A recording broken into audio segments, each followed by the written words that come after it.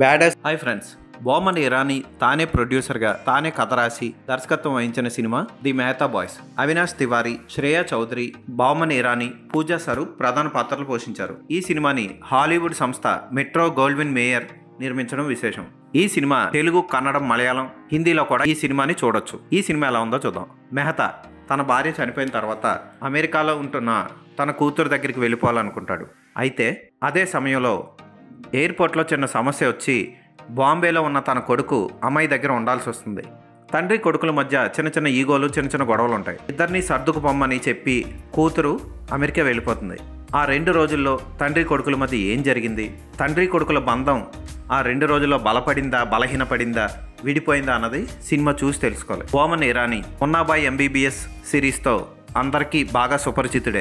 తెలుగులో కూడా అత్తారింటికి దారేది సినిమాలో పవన్ కళ్యాణ్కి తాతగా మంచి పాత్ర పోషించారు. ఈ బొమ్మన్ ఇరానీ మంచి కథకుడు అని చాలా మందికి తెలీదు. అయితే ఈ సినిమా అద్భుతంగా చిత్రీకరించాడు ఆయన. చాలా క్లాస్గా, కూల్గా. ఒక దిల్ చాతా హే సినిమా చూస్తే ఎలాంటి ఫీలింగ్ కలుగుతుందో అలాంటి ఫీలింగ్ కలిగింది నాకు. తండ్రి కొడుకుల మధ్య బంధాన్ని చాలా అద్భుతంగా చూపిస్తాడు. ఎదిగిన తండ్రితో కొడుకు ఎలా ఉండాలి, తండ్రి ఎలా ఉండాలి అన్న సంబంధాన్ని తెర మీద బాగా ఆవిష్కరించాడు. ఎదిగిన తండ్రిని కానీ పెద్దవాళ్ళని కానీ మన ఇంట్లో చూస్తూ ఉంటే వయసులో ఉన్న మనం అనుకుంటాం వాళ్ళకి ఏం తెలీదు, మనమే టెక్నికల్గా చాలా ఫార్వర్డ్గా ఉంటాం, వాళ్ళ ముసలోళ్ళు వాళ్ళు ఎందుకు పనికిరారు అనుకుంటాం. కానీ వాళ్ళు ఎక్స్పీరియన్స్డ్ పర్సన్స్. అంటే మనం జాబ్కి వెళ్తే మనం ఫ్రెషర్స్ అవుతాం, వాళ్ళు ఎక్స్పీరియన్స్డ్ పర్సన్ అవుతారు. నాకు కూడా నా లైఫ్లో ఇలాంటి సందర్భాలు చాలా ఎదురయ్యాయి. నాకే అన్నీ తెలుసు అనుకునేవాడిని.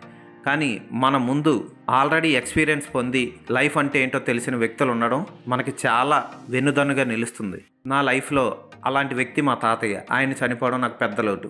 ఈ సినిమాలో బొమ్మన్ ఇరానీ కొడుకు బెడ్రూమ్లో బెడ్ మీద పడుకొని ఉంటాడు. పక్కన ఒక టేబుల్ ఫ్యాన్ తిరుగుతూ ఉంటుంది. కొడుకేమో బయట సోఫాలో పడుకొని ఉంటాడు. ఈ సీన్లు చూసినప్పుడు నాకు మా తాతగారే గుర్తొచ్చారు. అలాగే తండ్రి కొడుకుల మధ్య చిన్న చిన్న వివాదాలు వస్తూ ఉంటాయి.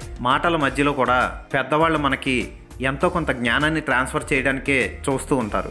ఉదాహరణకి తండ్రి కొడుకులిద్దరూ ఇంటి బాల్కనీలో కూర్చొని మందేస్తూ టెక్నాలజీ గురించి, టెక్నాలజీ లేకపోయినా ఒకప్పుడు పనిచేసేవారు, కేవలం పేపరు, పెన్సిల్ ఉపయోగించే తాజ్మహల్ని కట్టారు అని చెప్పే సీన్ చాలా బాగుంటుంది. చివరికి అదే హీరో మనసులో పెట్టుకొని క్లైమాక్స్లో అతను అద్భుతమైన ఆర్కిటెక్చరల్ డిజైన్ చేస్తాడు. ఇవన్నీ బొమ్మన్ ఇరానీ మన ఇండియాలో ఉన్న ఆర్కిటెక్చర్ కళాఖండాల్ని పరిశీలించే ఈ సీన్లు రాసి ఉంటారు. ఎందుకంటే ఒక పెద్ద ఎడారిలో పైన పగిలిపోయి ఎండ ఉన్నా సరే ఓ స్కూల్లో క్లాస్ రూమ్లన్నీ చల్లగా ఉంటాయి. ఇవి డిస్కవరీ ఛానల్లో నేను ఒకసారి చూశాను. అటువంటి స్కూల్ని చాలా అద్భుతంగా అనిపిస్తాయి కొన్ని సీన్లు. కొడుకు నిద్రపోయినప్పుడు తండ్రి తన సొంత ఇంటికి వెళ్ళిపోవడం, తిరిగి కొడుకు తండ్రిని వెతుక్కుంటూ రావడం, క్లైమాక్స్ అయితే హార్ట్ టచింగ్గా అనిపిస్తుంది. హీరో తండ్రిని తొలిసారి తన ముంబైలోని ఫ్లాట్కి తీసుకొచ్చినప్పుడు లైట్ వేసి ఉండడాన్ని గమనిస్తాడు తండ్రి. అతను వస్తూనే అనవసరంగా ఉన్న లైట్లను ఆర్పిస్తూ ఉంటాడు. ఇదే సీన్ని క్లైమాక్స్లో హీరో కూడా తండ్రి మార్గంలో నడవడం మొదలుపెట్టాడు అన్నట్టు ఇండికేషన్ ఇస్తూ హీరో లైట్ ఆపేస్తాడు. చాలా చక్కగా తీశాడు. తెలుగు డబ్బింగ్ కూడా చాలా బాగుంది. అందరికీ అన్ని పాత్రలకి మంచి డబ్బింగ్ చెప్పారు. తొలిసారిగా మెహతా తన కోడల్ని కలిసే సన్నివేశం కూడా చాలా చక్కగా చిత్రీకరించాడు. ఒకవైపు కొడుకుని ఏడిపిస్తూ, ఒకవైపు కోడల దగ్గర అవమానం పొందుతూ రెస్టారెంట్లో బొమ్మన్ ఇరానీ మంచి పర్ఫార్మెన్స్ ఇచ్చారు. అవినాష్ తివారీ ఏం తక్కువ కాదు, అద్భుతమైన పర్ఫార్మెన్స్ ఇచ్చాడు. అతని లవర్ పాత్రధారి శ్రేయా చౌదరి కూడా చాలా బాగా చేసింది. చూడడానికి అందంగా ఉంది. వర్కింగ్ ఉమెన్గా, లవర్గా బాగా యాక్ట్ చేసింది. ఈ సినిమాని ఖచ్చితంగా అందరూ చూడండి. ముఖ్యంగా ఏజ్ పెరిగిన తండ్రి, మంచి వయసులో ఉన్న కొడుకు కంపల్సరీ చూడాల్సిన సినిమా ఇది. ఫోటోగ్రఫీ బాగుంది, కలర్ కరెక్షన్ బాగుంది, ఎడిటింగ్ బాగుంది. ఒక్క అనవసరం సీన్ కూడా ఉండదు. ప్రతి సీను స్లోగా వెళ్తున్నట్లు అనిపిస్తుంది, కానీ అది స్లోగా వెళ్ళదు. చాలా కూల్గా, చాలా షార్ప్గా వెళ్తుంది. కాకపోతే రియలిస్టిక్గా అనిపిస్తుంది. డైలాగ్స్ కూడా హార్ట్ టచ్ అవుతాయి. ఈ సినిమాకి నేను ఇచ్చే రేటింగ్ 5/5.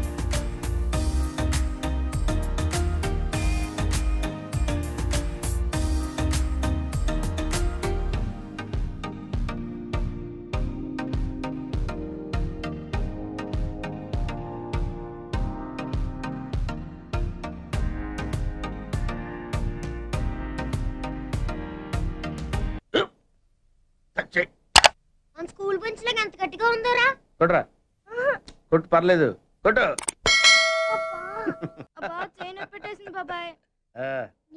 ఏంటి నువ్వు కొడతావా? కమా బిట్ మీ యార్. వద్దు బాబాయ్, వాణ్ణి నేను కొట్టడం లేదమ్మా, వాణ్ణే నన్ను కొట్టమంటున్నాను. ఆ. నువ్వేం కంగారు పడక్కర్లేదు. అడుగుతావేంటి?